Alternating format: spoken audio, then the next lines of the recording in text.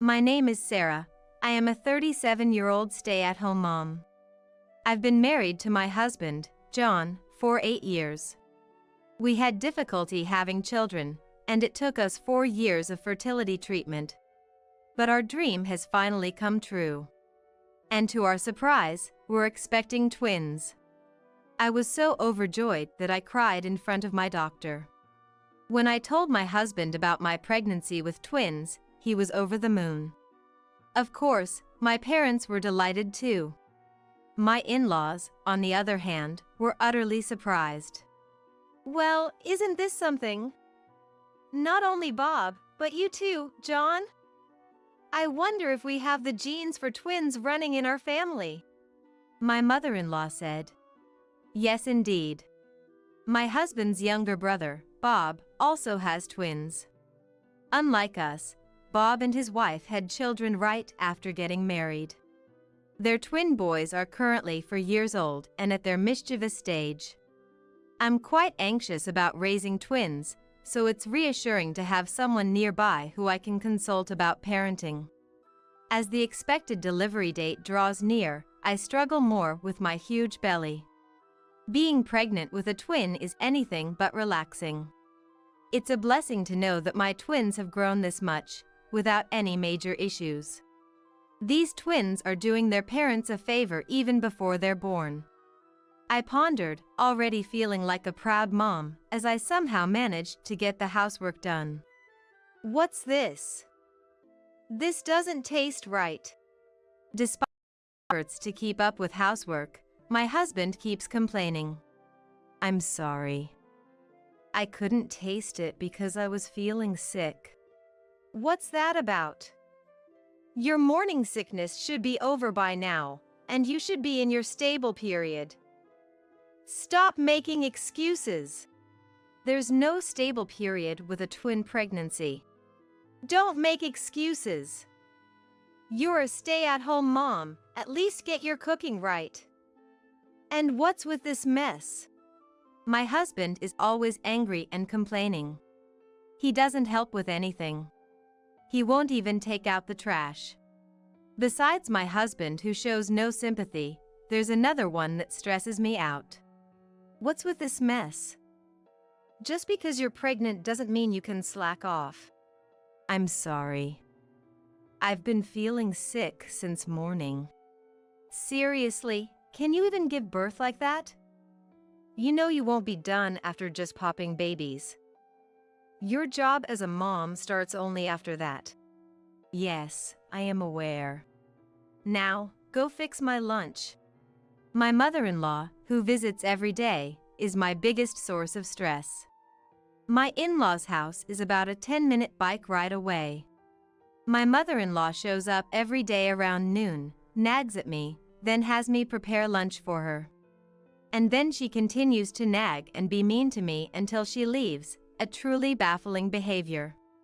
I guess it's okay to leave my father-in-law on his own.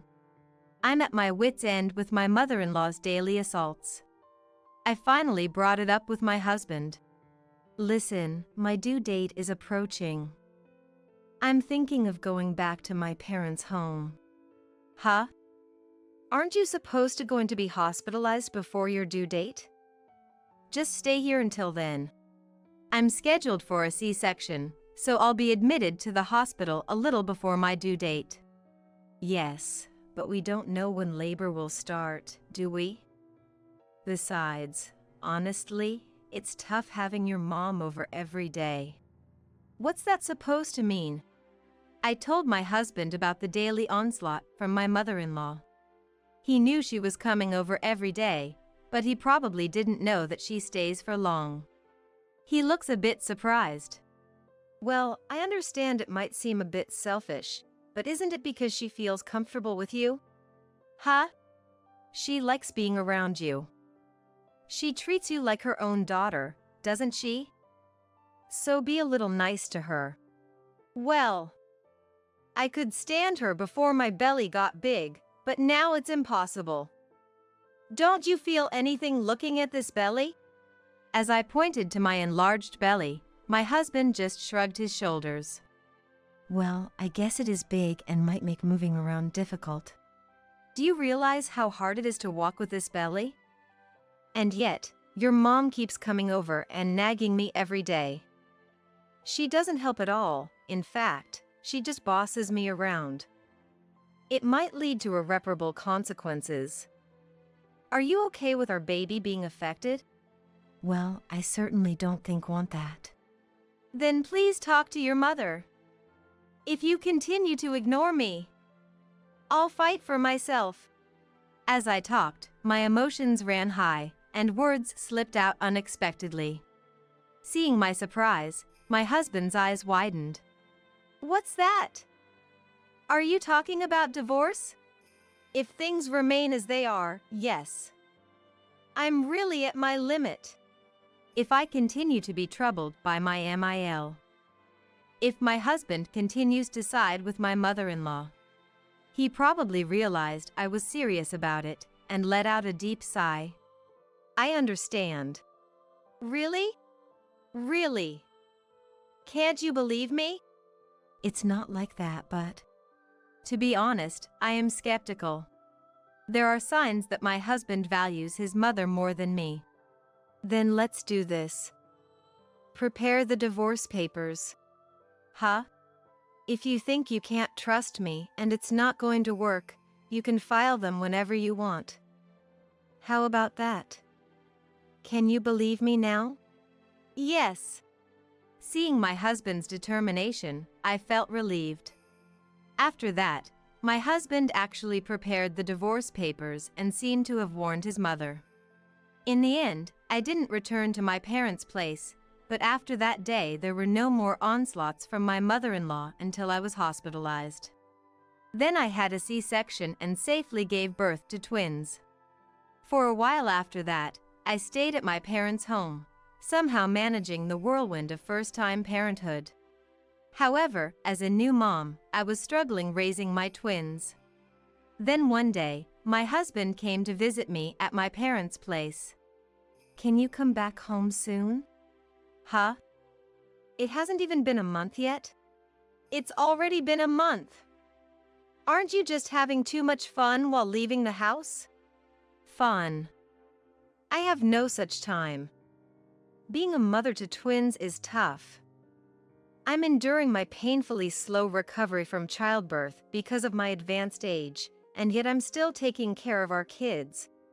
So what if you're old? There are plenty of people who don't return to their parents after giving birth. Stop being such a baby. Just come back home already. After saying those harsh words behind, my husband left. Didn't he come to see our kids? Without even properly looking at his children or holding them, my husband left just like that. While calming down my crying twins, I too became sad and shed tears. Not wanting to strain our marriage, I returned home, shaking off my parents who tried to hold me back. You finally came back. Do you even understand what it means to be a wife? The moment I opened the door, these were the words that came out of my mother-in-law's mouth. She was waiting for me, standing there like a guardian statue. Exhausted, I found it hard to even respond, so I silently walked past my mother-in-law. Hey! Don't ignore me! Ignoring these words as well, I entered the room and was left speechless. I can't call this place my home. Looking at the disastrous state of the house, I unwittingly muttered these words. The kitchen was piled with dishes, with no space for cooking. The floor was covered with discarded clothes, garbage from empty lunchboxes, and more. And to think I had just been away for about a month. Mother-in-law, did you come here while I was away? I was here all the time. I was worried about my son struggling alone. So you were here all the time, and we still have this mess. Worried about your son. And yet you just let our room turn into a mess? Anyone would fall sick in an environment like this. And it's unsanitary for my babies. She's raised kids before. Does she not even care about basic hygiene? First, I will put my twins to sleep in the bedroom where their crib is set up. Then I started to clean up. Phew, I guess this will do for now. Just when I finally finished cleaning up. Wah! I don't even have a moment to catch a breath with my crying babies. By the time I finished cleaning, the sun was already starting to set. You're finally done? You're so slow, my mother-in-law said, while she sat on a chair and sipped her tea. It took everything in me to not splash her tea over her head. As my face strained while feeling my babies, my mother-in-law set down her teacup with a clink and looked at me, saying, "Oh, by the way, starting this weekend, Bob's twins will be coming over. You don't mind looking after them, do you?" Excuse me? I was so shocked that I had to take a long pause before responding. I mean, I didn't understand what she just said. Could you please repeat that? I said, Bob, my youngest son. The twins from his family are going to be staying with us on weekends from now on. What do you mean by that? We're doing this to give Bob and his wife a break. You're having an easy time with your own twins who just sleep all day, so it's only fair that you do this for them, right? I don't understand what she means. I'm just dumbfounded. I'm not having an easy time at all. In fact, I'm so busy I barely have time to sleep. With the situation at home now, things are only going to be more rough. What on earth is my mother-in-law saying? What's so hard about being a stay-at-home mom? I'm giving you a job to do, be grateful and accept it. I can't. You just can't because you're inefficient with housework. Don't make your incompetence an excuse. It's been decided, this is a done deal. With that, she left. Just like my husband, she states her piece and leaves without hearing me out. But now isn't the time for me to be impressed at how similar my husband is to his mother. Like mother, like son. All panicked, I called my husband, who should still be at work. What's up? I'm busy right now. Listen, your mom just said the most outrageous thing. She wants us to look after Bob's twins on the weekends. Oh, that. You knew about this. I couldn't believe my husband knew about this. Why didn't you say no? Well, Bob's family is having a tough time. They can't even eat out because the twins are so rowdy, and they don't get any rest or time to enjoy themselves. Don't you feel bad for them? Yeah, that must be rough, but why does that mean we have to take care of them? Your mom and dad can take care of them instead. Mom and dad are too old for that. You want to put all that burden on them? You're so cold-hearted. What about me? I'm already overwhelmed with taking care of our own twins. Babies are easy, they just sleep, eat, and sleep again. It's not that hard. Oh, and don't slack off on housework. I won't allow any excuses. Keep that in mind. If you refuse, we're getting a divorce. What? Aren't you going to help? Me? No way. You want your hard-working husband to work even on his day off? You're a devil. There's no point in talking to them. Both my husband and my mother-in-law are the absolute worst. It feels like I'm talking to a wall. I ended the call in silence. Even with all the crap that I've been enduring, to my surprise, I'm still cool-headed. I decided to call elsewhere.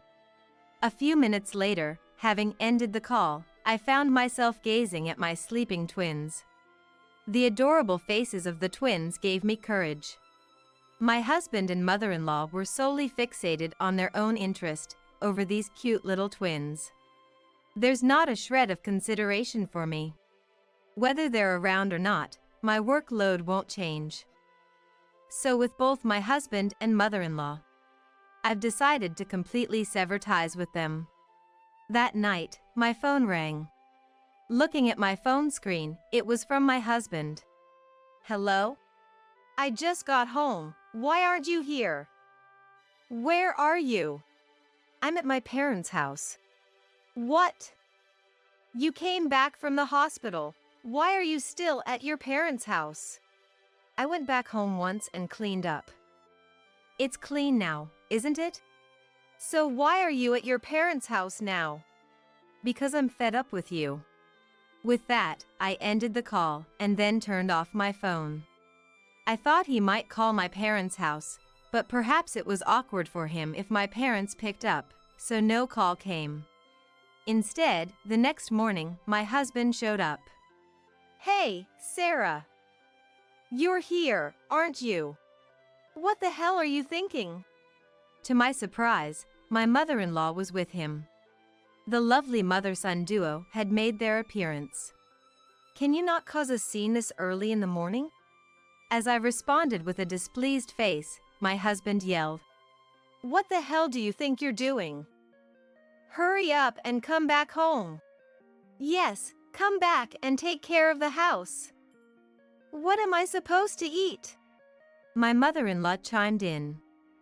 They both teamed up and exclaimed energetically. I thought, why don't you guys go eat some grass in the yard? But it wasn't the right time to strike back. I gave a cold stare to the two who were pressing me and clearly stated, My home is here. I'm not going back to the house where you guys stay. What? Are you saying you're going to get a divorce? Yes. Matter of fact, I submitted the divorce papers last night. You said it yourself. That I can turn in the papers whenever I want, if things don't work out for me. You said the same thing yesterday. That's just a figure of speech. It's just to show my determination. Who would even take that literally? I did. My husband seemed to be at a loss for words. Sarah, you're just mentally unstable from giving birth, aren't you? Get another marriage certificate and come back. If you do what you're supposed to do, I'll forgive you. My mother-in-law took over, trying to convince me. Go back, take care of you, and look after your other son's twins on the weekends. Is that what you want? I asked, confirming what my mother-in-law wanted out of me. Of course.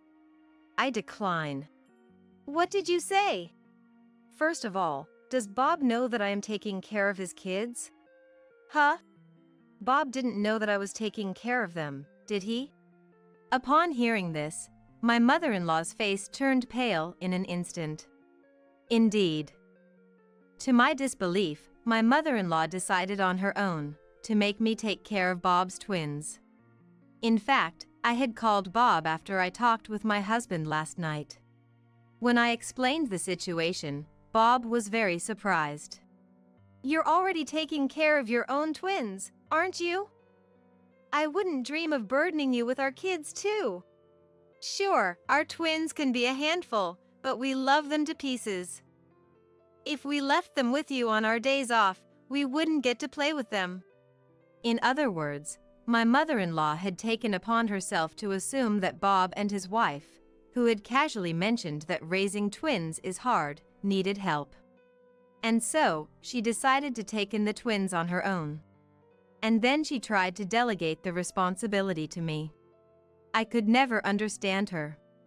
The divorce proceedings are done. Can you please leave now? There's no way I can accept this. My husband insists stubbornly. Can you stop already? All of a sudden, I heard someone yell from behind. When I turned around, my father was standing there. Dad! He was flustered. You've been saying some pretty selfish things. Have you ever helped out around the house? Do you even look after the twins at all? My husband was searching for words in response to my father's questions. I'm tired from work. Oh? Yet I hear that you take breaks all the time without doing any significant work? Even when everyone else is working overtime, you always leave work on time. And yet I hear that you're always coming home late. Are you having an affair? No. I was just hanging out. Really now? You push all the housework and childcare onto my daughter and then go have fun. You have it easy, don't you? Well, that's... In reality, my husband was employed at the company my father runs. While it's a small-scale business, it has a fair number of employees. And among them, my husband had been loafing around, acting high and mighty because he's the CEO's sister-in-law. This fact came to light when my father conducted an internal investigation. I had believed he was working hard late into the night, so I can't believe this. I will ask you to quit the company due to your problematic behavior. There's no reason to keep someone who's not a family member any longer since you've divorced my daughter. What? No way. Get out of here. I'll give you a formal notice tomorrow. Make sure to quickly pack your things at the office early in the morning. Huh. My husband turned pale hearing my father declare his termination. No, my ex-husband. My father turned his back on my ex-husband, and as I was about to enter our home, my ex-husband did something completely unexpected. My ex-husband forcefully pushed me aside and tried to barge into our home. Hey, what are you doing? My ex-husband was attempted to shove my father away. Move. Hand over my kids. If they're with you, you'll come back, right? My ex-husband was yelling nonsense. Don't be absurd, using your own child as a hostage. Shut up. It's because you won't come back. My ex-husband was desperately trying to force his way into our home. I clung onto him, trying to prevent his intrusion. My ex-mother-in-law was frantically trying to pull me off him. My father rushed to block the front door from inside. It was an utter chaos. If I let him take away my children, only the absolute worst would be waiting for all of us. I screamed at the top of my lungs, "Stop." Just then, I thought I heard the siren of a police car approaching, followed by a sharp brake noise in front of our house. Officer, over here! Mom? The person who squeezed past my father and rushed out was my mother. She hurried towards the officer who had just gotten out of the police car, appearing to explain the situation. And then... What the hell? I'm her husband. I'm her family. What's wrong with entering my in-laws' home? I'm this boy's mother. Why are you cops here? All right, we'll hear your story at our office. My ex-husband and ex-mother-in-law were vigorously resisting the police's questioning, and it seems they were eventually taken away. My mother, who had been watching our exchange from inside the house, had sensed something was off and called the police. Thank you, Mom. I called because I thought something was wrong, but to think they would try to take away the twins, they're unbelievable. To try and change my feelings by taking our kids as hostage, they're awful. After explaining the situation to the officer, we exchanged wry smiles. Later on, my ex-husband and ex-mother-in-law got released, but they got a restraining order from me. After discussions through a lawyer, I was able to successfully receive a lump sum payment for alimony and child support.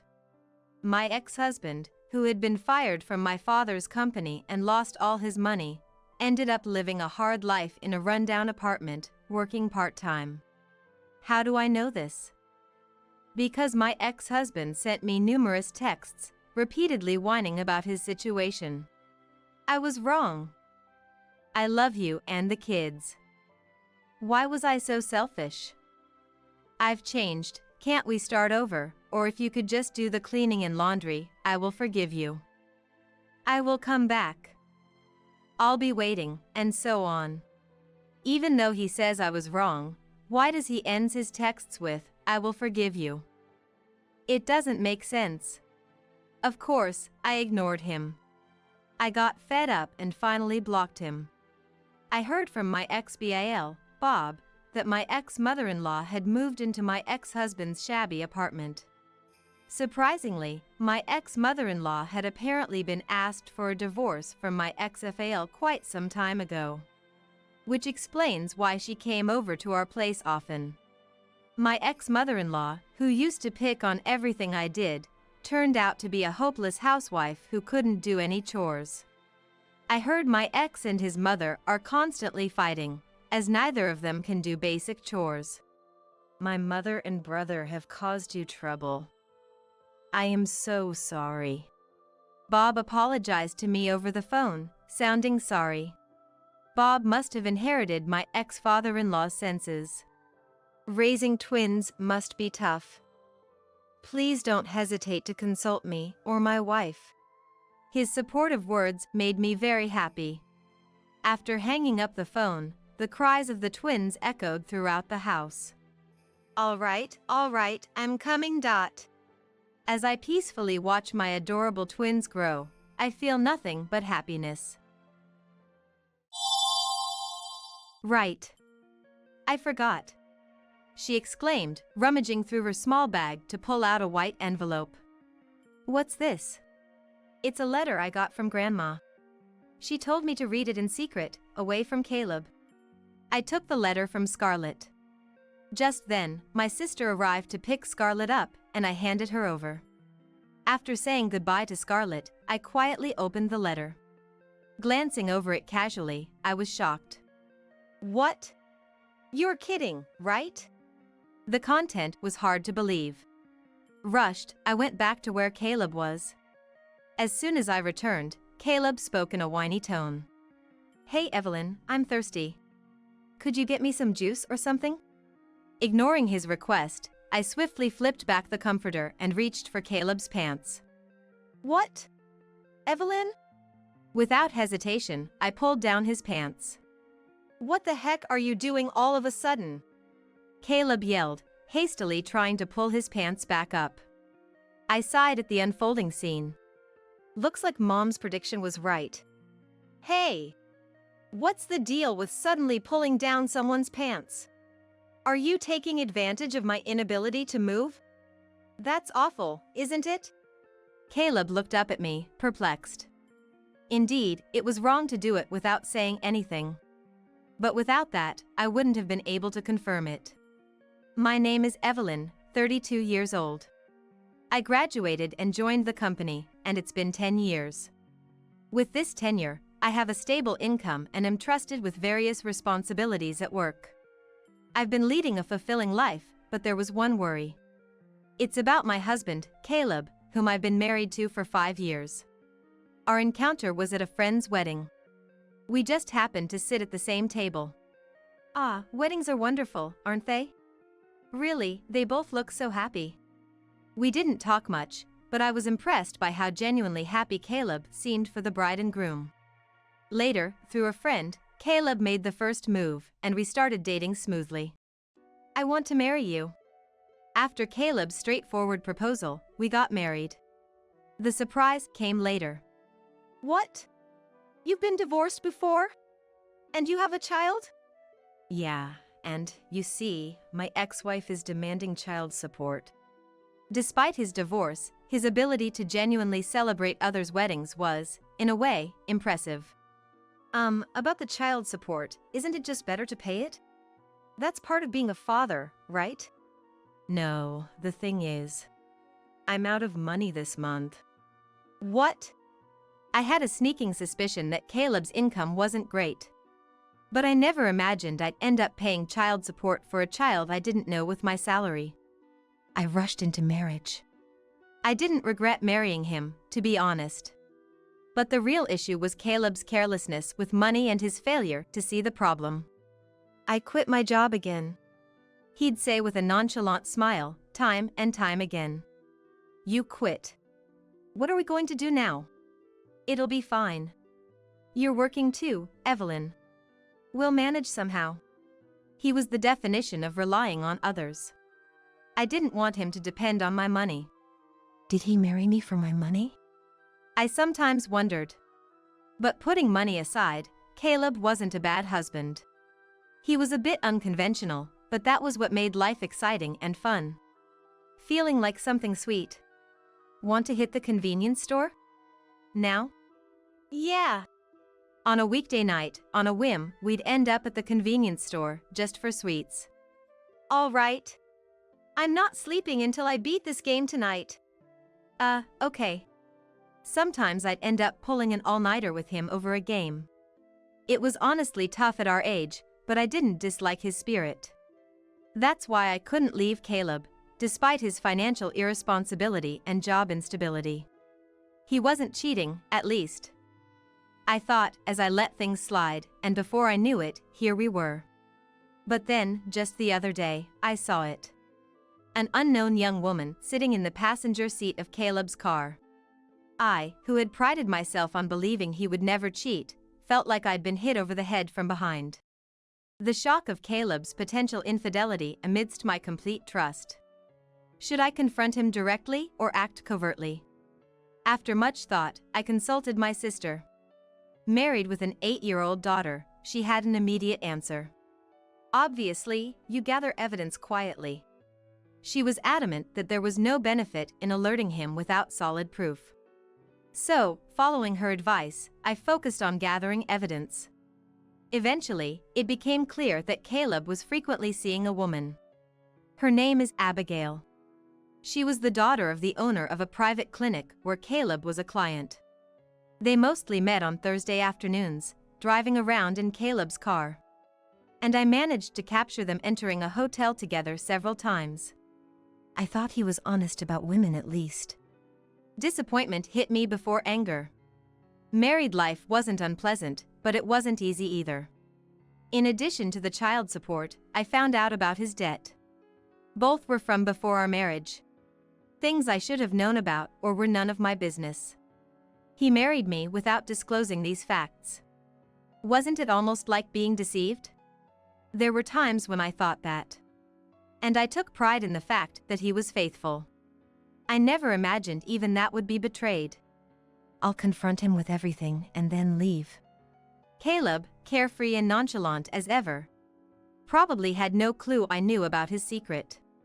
I wanted to give him a surprise for once. So, I was contemplating the day to reveal everything. Soon after, I received a shocking message from Caleb. Sorry, I had an accident. I might not be able to move my body anymore. I left work immediately and rushed to the hospital Caleb had mentioned. It was the clinic owned by Abigail's father. Feeling faint-hearted, I even called my mother to come with me. Are you Caleb's wife? Please, this way. I never imagined meeting this person under such circumstances. The one guiding us at the reception was Caleb's affair partner, Abigail. I had seen her face several times from behind or in profile over the past few months, but facing her directly like this felt surreal. Led to the room, I found Caleb lying in the bed. Caleb! Oh, Evelyn. You came. His voice and expression seemed good. My mother and I exchanged a relieved look. The message had startled us, but he seemed to have only minor injuries. What a relief, I thought. But then, the doctor's next words left me speechless. There's a high possibility that Caleb has become hemiplegic. Hemiplegic? It means, in Caleb's case, the right half of his body might not move anymore. Is there no chance of recovery? The doctor closed his eyes as if in deep thought. It's difficult. Then said. I found myself sobbing uncontrollably, supported by my mother. After calming down a bit, Caleb began to speak hesitantly. This hospital, because of its facilities, can't accommodate long-term patients, so I'll be sent home. But what about thorough examinations? Your right side isn't moving, right? There could be other reasons. Well, I'm tired from the accident today. We'll revisit this. Caleb's words, somewhat hesitant, worried me, but I didn't want to push him. Reluctantly, I had my mother help me take Caleb back to our apartment. After laying Caleb in bed, I went out to the entrance to see off my mother. Sorry for the sudden call today. Thank you. It's okay. But it seems the timing to confront him about the affair has vanished. Indeed. What will you do now? If Caleb is truly hemiplegic, I can't abandon him just because he cheated. I'll think about it. Remember, you're the most important to me. It seemed like my mother was advising me not to sacrifice myself for Caleb. Thanks. She seemed to want to say more, but left with a complex expression on her face. The next day, my life caring for Caleb began. Although he was hemiplegic, the other side of his body worked, so the need for care was less than I expected. However, soon, taking care of Caleb's mental health as he couldn't go outside became more challenging. I'm just so bored. Surprisingly, he didn't complain much about his immobility, but his frustration seemed to stem from boredom. He would summon me frequently for trivial things, like wanting juice or needing his back scratched. These were minor tasks, but the constant demands wore me down. During such moments, my sister's daughter, my niece Scarlett, suddenly decided to visit our home. Scarlett and Caleb hardly know each other. Why she would visit under these circumstances was initially a mystery to me. When I asked my sister why, her reply was nonchalant. Obviously, because I am worried about you. Even Scarlett at 8 years old is concerned about you. That's sweet of Scarlett. I'd join if I could, but I'm swamped with work, and it's all I can do to arrange transportation. Mom seems busy too, but at least with Scarlett around, Caleb won't be able to throw tantrums in front of a child. Her prediction was spot on. With Scarlett present, perhaps due to his male pride or just plain embarrassment, Caleb drastically reduced how often he called for me. This gave me a chance to chat with Scarlett about school life, the latest elementary school trends, and all sorts of girl talk. But why does enjoyable time always fly by so quickly? As evening approached, it was time for Scarlett to leave. My sister called to pick her up, and though it was hard to part, it was time to say goodbye to Scarlett. Okay, Scarlett. Your mother will be here soon, so let's wait outside. Okay. As we headed to the entrance, feeling the reluctance, Scarlett suddenly seemed to remember something. Right. I forgot. She rummaged through her small bag and pulled out a white envelope. What's this? It's a letter I got from Grandma. She told me to read it in secret, away from Caleb. From Mom? Thank you. I received the letter from Scarlett. Right then, my sister arrived to pick Scarlett up, so I handed her over. After seeing Scarlett off, I quietly looked inside the envelope. It wasn't mailed but delivered through Scarlett, which seemed overly cautious. What could it contain? I casually read through and was stunned. What? You're kidding, right? The content was too astonishing to believe immediately. But my mother wouldn't fabricate such a lie. If this is true, I need to verify it. I hurried back to Caleb. As soon as I returned, Caleb spoke in a coddling tone. Did Scarlett leave? Yes, my sister just picked her up. Got it. Hey Evelyn, I'm thirsty. Wake me up and get me some juice or something. Ignoring his request, I swiftly pulled back the comforter and reached for Caleb's pants. What? Evelyn? Without hesitation, I pulled his pants down. What are you doing all of a sudden? Caleb yelled, frantically trying to pull his pants back up. I sighed at the scene unfolding before me. It seems Mom was right. Hey! What's the deal with suddenly pulling down someone's pants? Are you taking advantage of my inability to move? That's awful, isn't it? Caleb looked up at me, bewildered. Indeed, doing it without saying anything was wrong. But I wouldn't have been able to confirm it otherwise. Hey! Are you listening? Caleb raised his voice again, seeing me silent and looking down. Seriously. This uncertainty about the future is unbearable. Maybe it's time to break up? I said his thoughts out loud, and Caleb looked at me in surprise. Oh, you seem almost happy about it? Your face is giving you away. Caleb, looking flustered, covered his mouth. Happy? No way. But maybe you're right. With this condition, I'll just be a burden. Maybe it's better we part ways. Caleb sighed heavily, exuding a sense of resignation. I don't mind, you know? I'll take care of you. We vowed at our wedding, remember? In sickness and in health. Eh? No, but… Besides, it's not all bad. We can still talk like before. And now, I won't have to fret over your affairs anymore. Eh? I smirked mischievously. Oh, me? An affair? His eyes darted around. His lie transparent. Don't worry. You may have been capable before, but now, you can't move by yourself. You won't be able to cheat anymore. Now you're all mine. Caleb let out a small yelp and turned pale. Evelyn, actually, I was planning to leave you. That's fine. Leave it to me. But I feel terrible about this.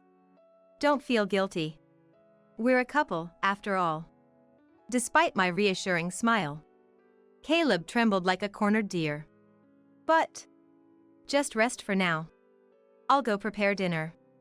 Caleb couldn't say anything more. I left the room. Certainly, I'd cornered Caleb.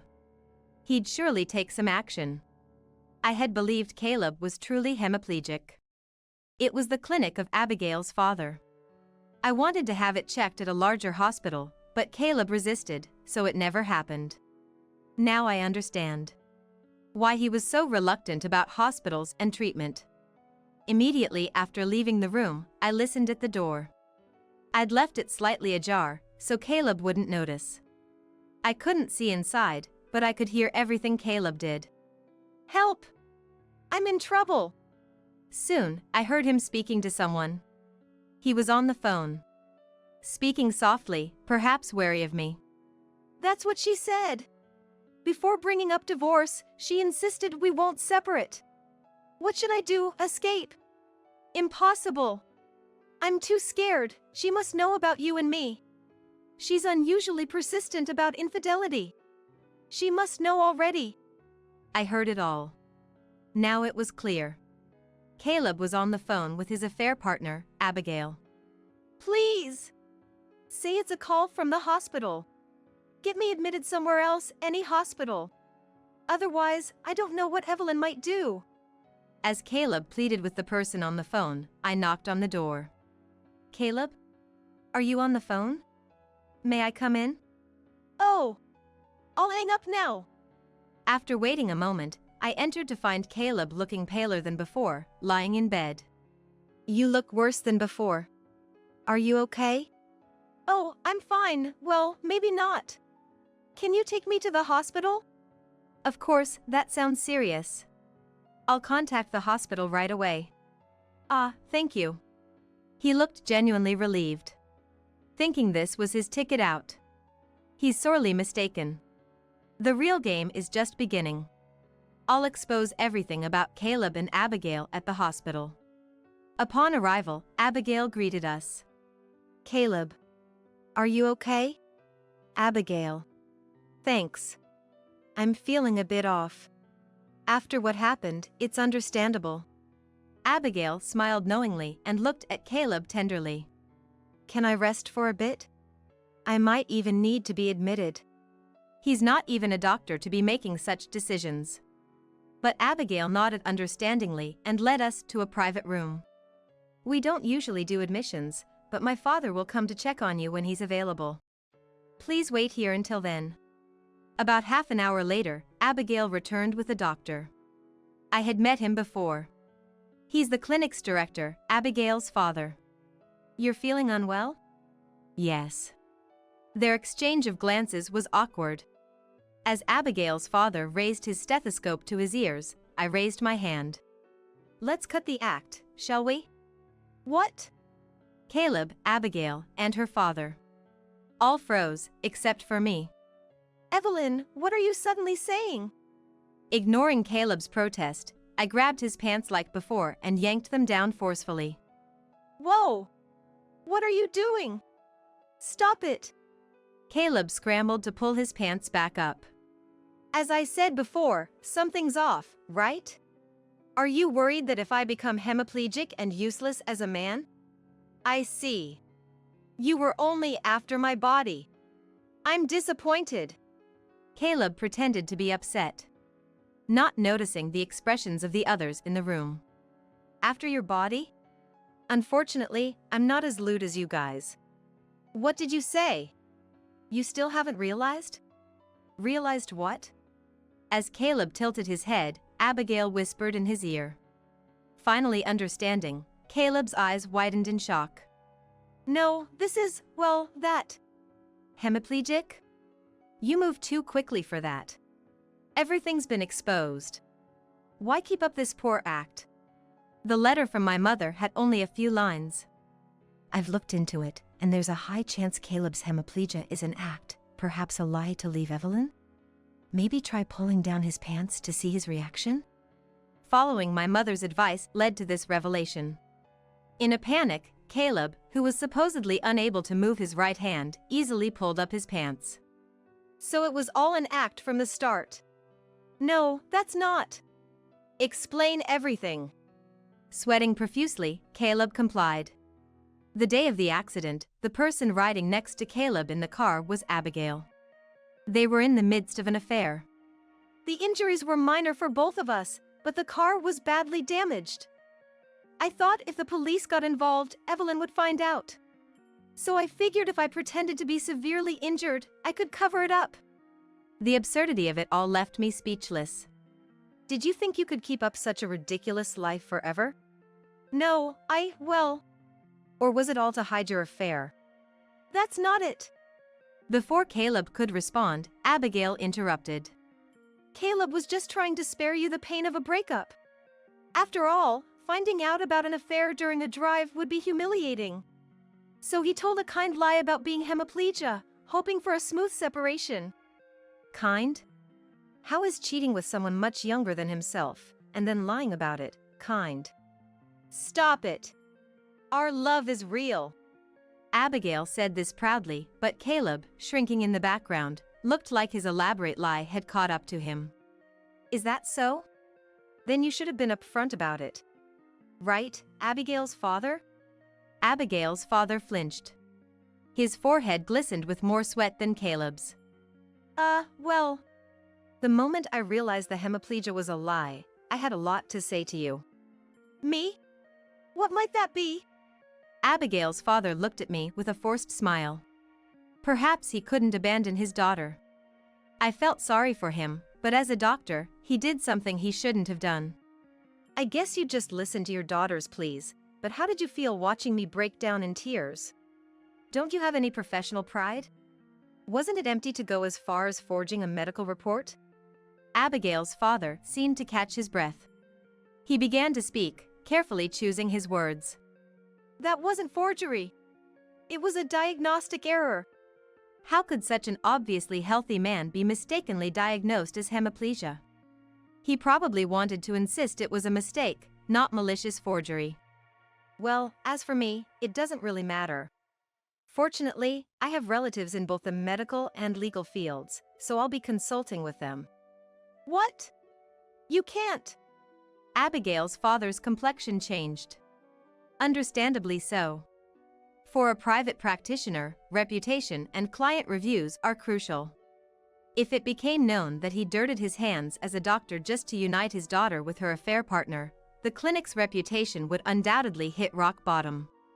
Please, have mercy. There's no mercy here. I'll have my lawyer discuss the details with you later. Since Caleb seems to be in good health, please go back to your duties. He was hardly in the state of mind for work, but it was true that other patients were waiting. The calls of the nurses had been audible for a while. Yet, Abigail's father, who had been reluctant to leave, was finally forced out by me, barely able to walk, and exited the room. That left Abigail, Caleb, and me. In the silent room, I reconsidered the situation. On the day of the accident, Caleb was with Abigail, engaged in their affair. Right after the accident, given the proximity to the scene, they sought medical attention at Abigail's father's clinic. Perhaps it was then that Abigail conceived the idea. Could she keep Caleb for herself this way? It's unclear if Caleb had contemplated divorce, but it's unlikely all this was just to conceal an affair. it's more probable that Abigail persuaded him. For Caleb, who always wanted to quit his job, the allure of a doctor's daughter, a sign of wealth, was irresistible. Moreover, claiming hemiplegia would serve as an excuse to leave his job. He probably thought that if he used this as a pretext to break up before the affair was exposed, everything would neatly resolve. But that was a flawed plan from the start. I knew about their affair even before Caleb's accident. Though I lost the opportunity to confront them amidst the confusion of the accident, now that their lies were exposed, I had all the leverage. There was plenty of evidence. Well then, I looked slowly at the two of them. Caleb was sitting on the bed, and Abigail stood beside him. Regarding what comes next, I want a divorce. Surprised by my statement, Caleb and Abigail exchanged looks. A divorce, is that okay? Okay or not, I've known about your affair for a long time. I've been preparing to leave since then. Caleb looked conflicted, and Abigail's eyes sparkled. So Caleb and I can be together. We don't have to meet in secret anymore. Despite their bold meetings, it seemed they had been trying to keep it discreet. Yes, after we divorce, you're free to do as you please. However, there are conditions for the divorce. Conditions? Abigail frowned in confusion. Yes, don't worry, it's nothing serious. First, I'll be seeking compensation from both Caleb and Abigail. Additionally, there will be no division of assets. I'll be keeping all the savings. That's all. Isn't that a bit unfair, Evelyn? Unfair? Have you forgotten that for the 5 years we've been married, I've covered most of our living expenses? That alone is more than the savings. Caleb, notorious for his laziness, has never held a job for long. His income was unstable and significantly lower than his peers. Moreover, he was a big spender, still not having paid off debts from before our marriage. Sure, Evelyn has helped me, but I've been working hard too. He seemed dissatisfied with the idea of handing over all the savings. Caleb stuttered and struggled to find the right words. I didn't want to prolong this confrontation and was considering setting a later date to talk things through when, unexpectedly, Abigail came to Caleb's rescue. Caleb! We've come this far, haven't we? Don't worry about money. Dad's here, and I'll take care of everything.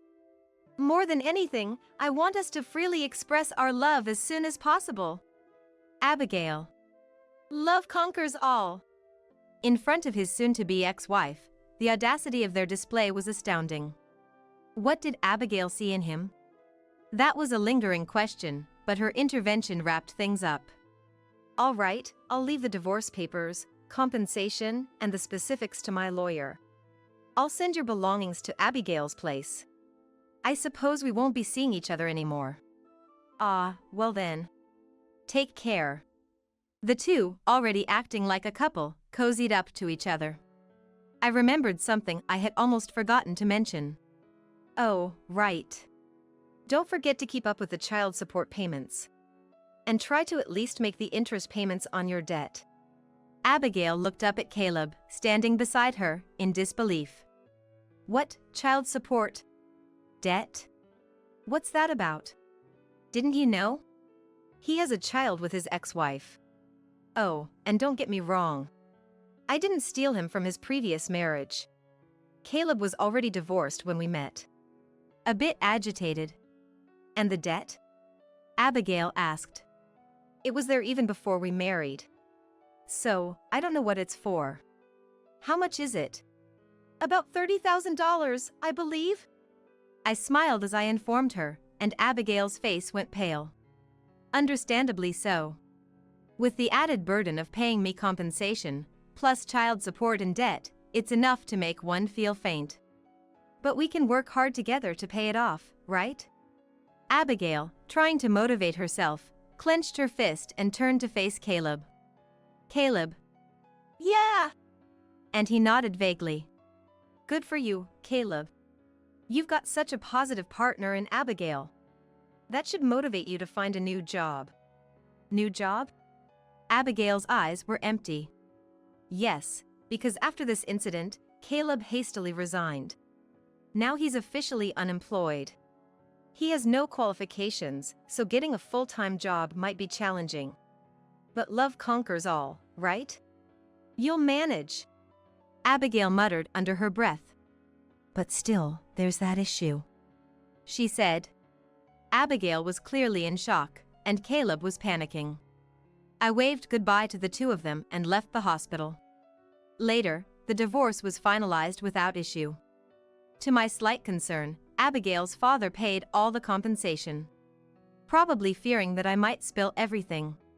Considering the potential fallout if this incident became public, he probably thought it was a small price to pay. This cleared all obstacles for Caleb and Abigail. However, they didn't remarry immediately. Caleb was pushing for it right away. But, well, maybe. Abigail was hesitating. Furthermore, the two of them were constantly fighting, with Caleb never finding a job and Abigail reluctant to make their relationship official. Even if you think someone is your destiny, it's understandable to hesitate when faced with such a hopeless case. In my situation, by the time I realized everything, I had already grown too attached to Caleb. If it wasn't for that, I would have left him much sooner. Thanks to all this, I'm now enjoying a peaceful life for the first time in a while. At first, I thought I might feel lonely. Caleb, despite his many problems, was good at entertaining and pampering people. But once he was gone, I realized how much more comfortable life could be. No more sudden demands for sweets, no more all-night gaming sessions. Some might find that exciting, but it was too much for my 30s body. Now I can take care of myself, live each day with ease, and not always on the edge. No more stretching beyond my limits. I'm looking forward to a life that fits me, without overextending or pushing too hard.